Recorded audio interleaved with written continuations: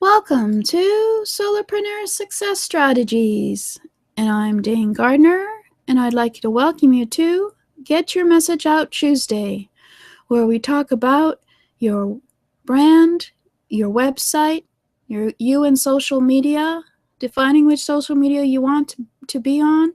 As well, we'll go through some of the social media and have a look at them all. So welcome. Today we're going to be talking about your brand again. Last week we talked about your personal brand versus your business brand. Before you can even talk about going and doing social media or even creating your website, it's good to define exactly what your message is, who you are, what your business is, and what your mission is, and what your values are. These all will help you define your brand for your website and for your messaging out on social media and everywhere else you do messages. That'll attract your ideal client. So before we start, I guess I should tell you who I am. For those who haven't seen me, I'm Jane Gardner. I work with my husband for 20 years in our home-based engineering company, and I still do. And I do this part-time. The last 3 years, I've been out on the internet having a look and seeing how maybe I could help people with getting their own business started up as an entrepreneur. And I think this might help. I have Mindset Monday on Monday, where we talk about mindset of the entrepreneur. Today we talk about your brand, your messaging. Wednesday we talk about you and your customer, various things about your customer. Thursday, we talk about some of the skills that you need as an entrepreneur. Friday, we give you some free software that you can be more productive in your business. And I've added on Systems Saturday, which is all about the systems that you can put into your business so that you can now work less and grow your business faster than if you hadn't got those systems. And then Sunday is Strategy Sunday, where we talk about your goals for your business and how to strategize and make a business plan so you can have the lifestyle as well as the business that you want when you're an entrepreneur. So that's a big agenda, and it's full 7 weeks, and I do it on audio and video. So I'm quite pleased. It seems to be working so far. So let's get started on looking at your brand. And yesterday on the whole overview, for those who are new, is that I do a 4-week training on various topics, and we've just started out. So we're talking about you and your brand.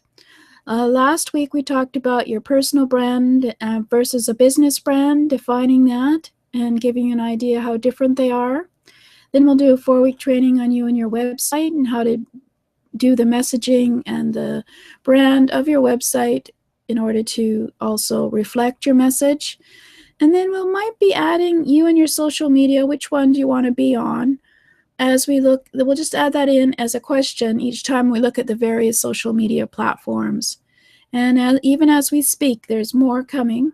There always seems to be more social media platforms either arriving or disappearing. And so at this time, we have about 15, 20, I think, that we can talk about. So we could be doing this forever. But anyway, so that's the agenda for Get Your Message Out Tuesday. And of course, you can always go and have a look at the live recording of the current episode at http://jgtips.com/GYMOT. Get your message out. So here we go then. Let's have a look at your brand. So as we know, we are going to be talking about your brand. And we know also that there are 3.38 billion people out on the internet, and your brand, your messaging, is going to be attracting those people who are your customers to come see you, or for you, you go out and you connect with them on social media. So in order to do that, you have to sort of figure out first who your ideal customer is. But we'll talk about that in a minute. Last week, we talked about the difference between a personal brand and a business brand. As we all know, Oprah is her own brand. There's no one like Oprah, and all you have to do is say the word Oprah and you know who she is. Same for the Rolling Stones. There's no one else like the Rolling Stones. They have a personal brand. There may be other musicians who are better than them, but they have their own brand. And I have my brand, I guess, because I'm stepping out and being in front of my business. But in terms of being able to connect with other people, you certainly do have to come out and step up and be in front of the camera in order for people to connect with you. But of course, I don't plan to be an Oprah yet. And then a business brand, it's all about the perceived value of the brand. If you have a close look, you'll notice the red shoe on the left has a brand that everybody recognizes, even people in Asia, and it's the Nike brand. And versus having a pair of boots with no branding on them, you could maybe tell from the styling if you're into boots what kind of boots they are.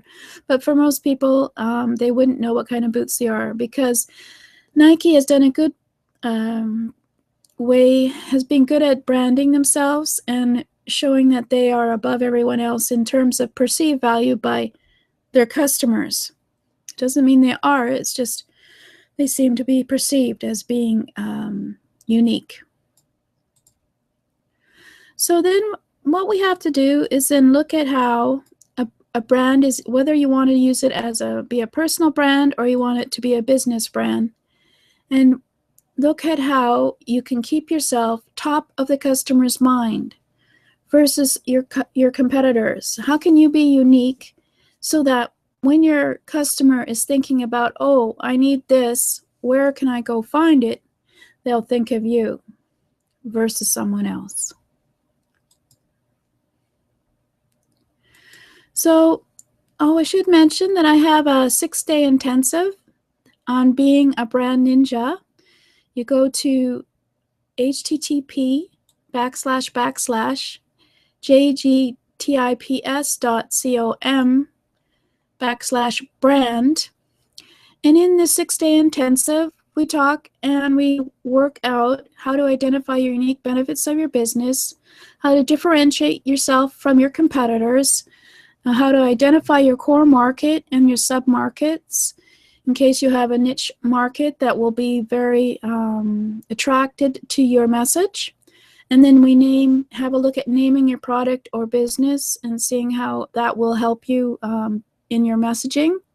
And then we'll develop your brand messaging from all the research that you've done about your unique benefits of your business, identifying your core market and who's your ideal customer. And also then you can measure your brand effectiveness by doing test launches out there and then reassess and refine your message as you go along.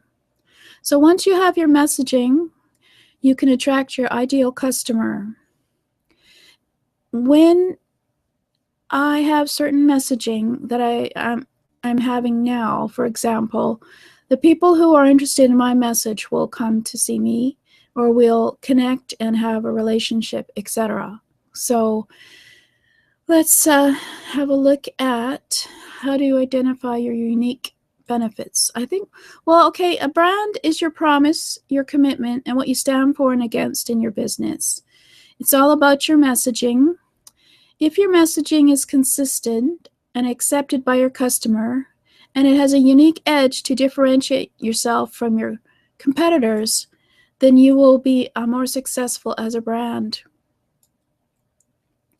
Because you don't want to be like everybody else. Because you can't be like everybody else because no one will find you. Because they're looking for someone unique, someone who they can connect with and it can have their own messaging is relating to them as well.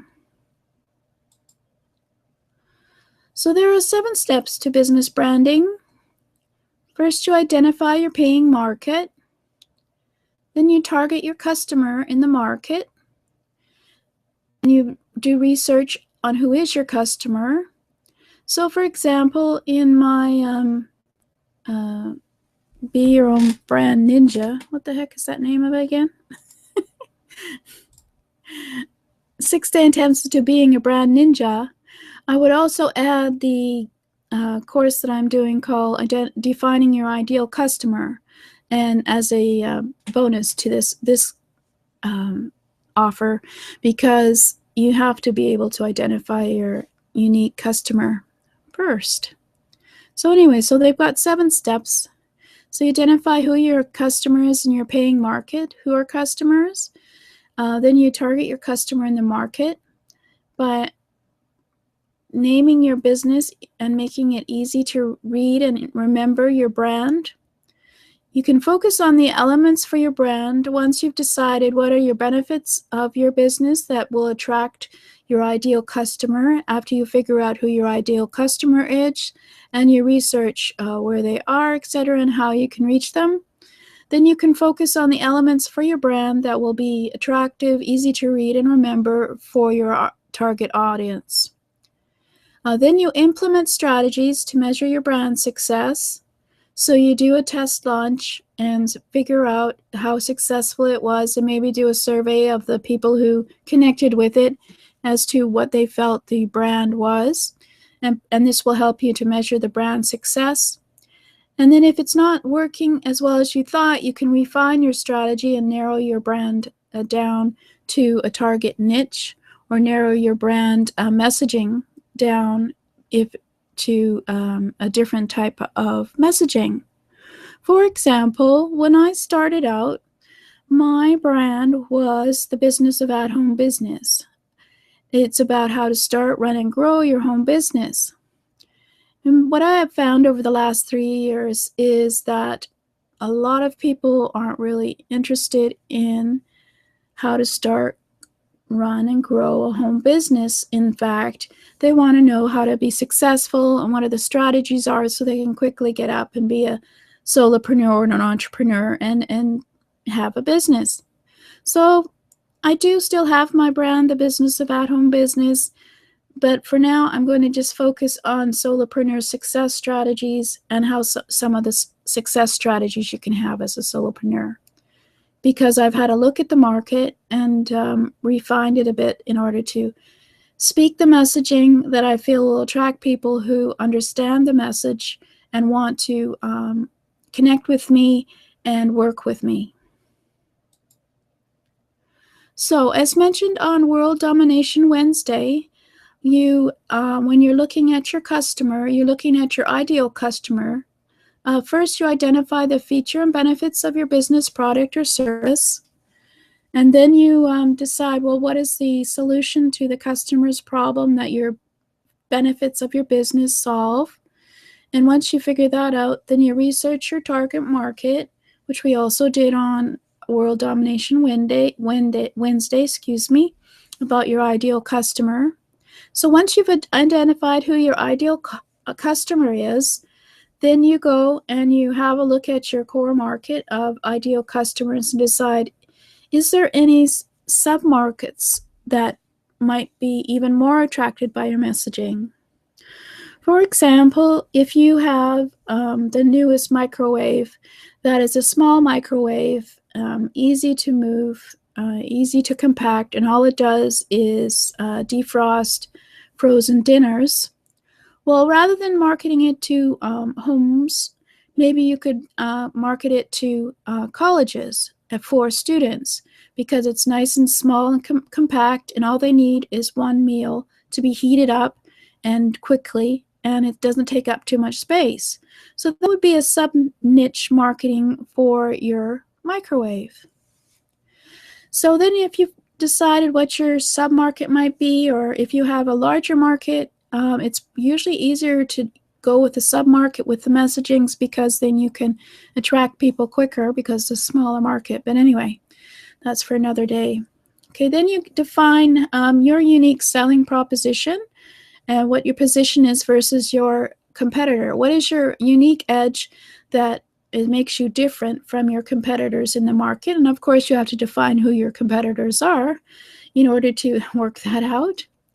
And then once you have an idea on your uniqueness and who your market is and what maybe they're looking for, then you would look at naming your product or business. So for example, the young college student who wants the microwave, I'm not feeling very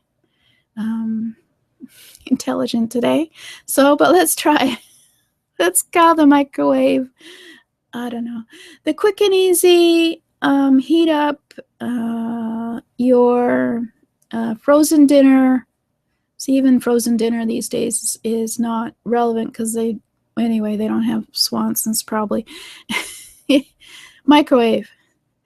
And use that branding and have pictures of college students and colors that college students like, and talk the messaging that students like, and go out and find some other company like a skateboard company that you can market with, etc., etc.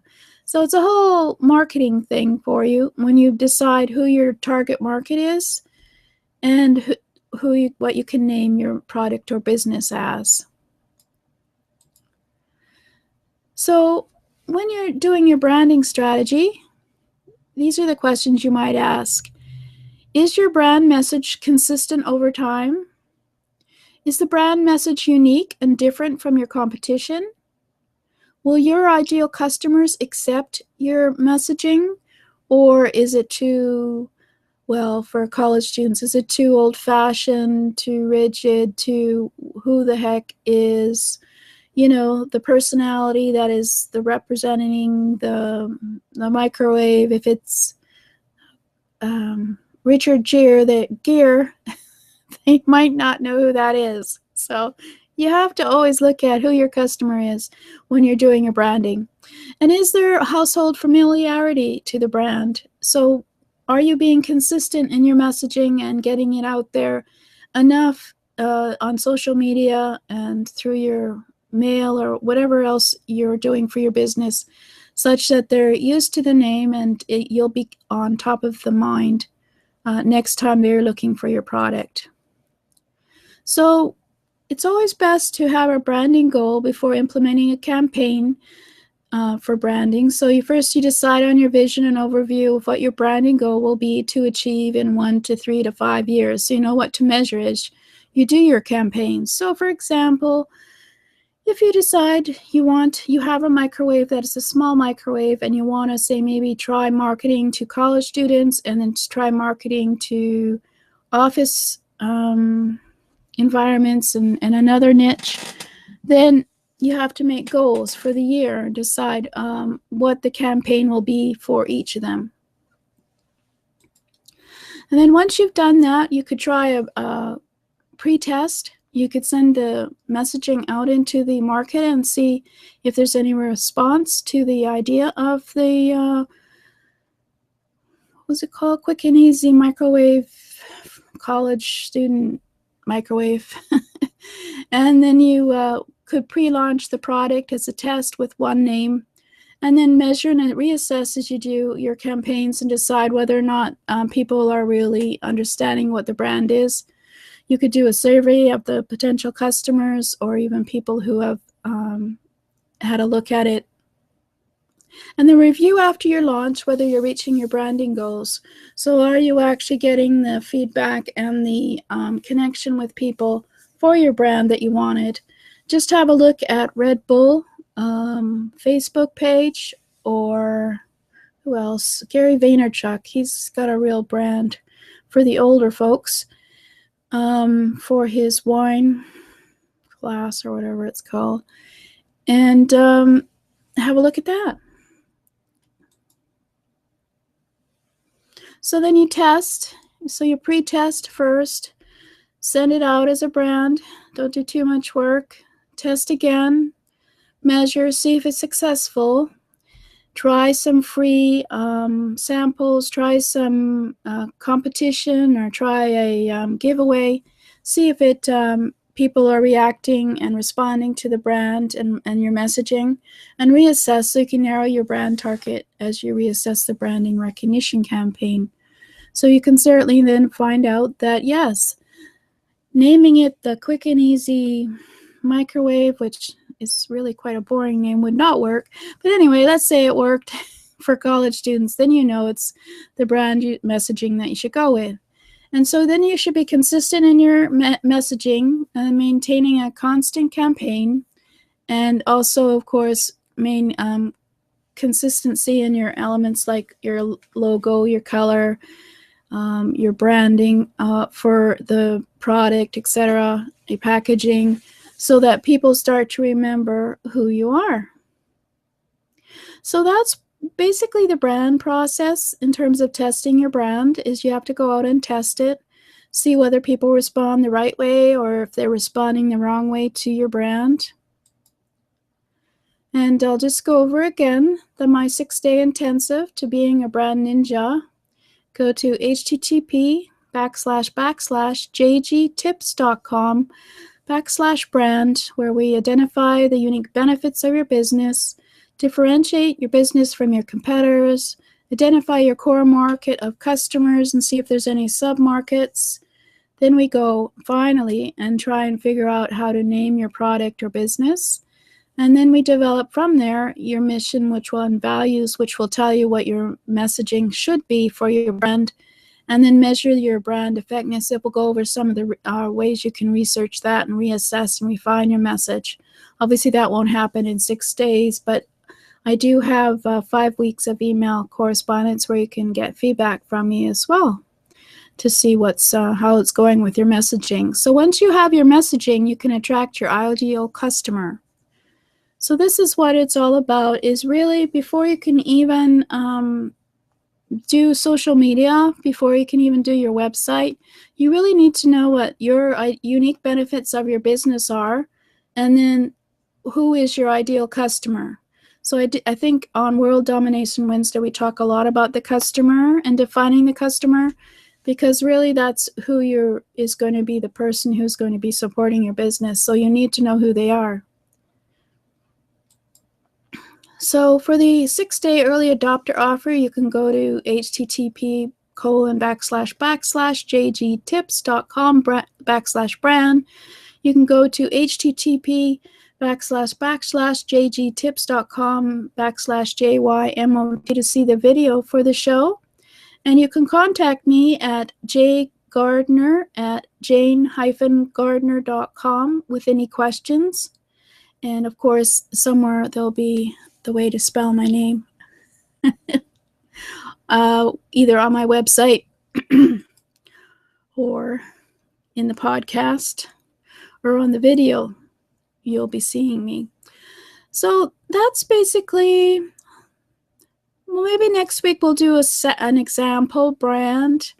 I'll get together some information about an ideal customer, and then we'll go and have a look at how you can create a logo and the colors, what the difference is between the colors, what people feel about the color blue versus the color red or the color yellow, as well as basically messaging and what kind of messaging you can have that makes it very simple for you to go and get your brand out there. Now, I do have an opt-in over on GYMOT on the current episode. There's one called Personal Brand versus Business Brand, and it's got a little bit more information about what is the difference between your personal brand and your business brand. So you can opt in there for it, and it should help you decide if you're going to have a personal brand or you're going to do a business brand. And it depends on what you're doing for your product or service. So thank you for watching. This has been 17 minutes. It's a little shorter than usual, hopefully. And I'll talk to you next week. Yeah, as I mentioned, we'll probably do an example of branding for next week. And that should wrap up branding, and then we'll go on to website. So thank you very much.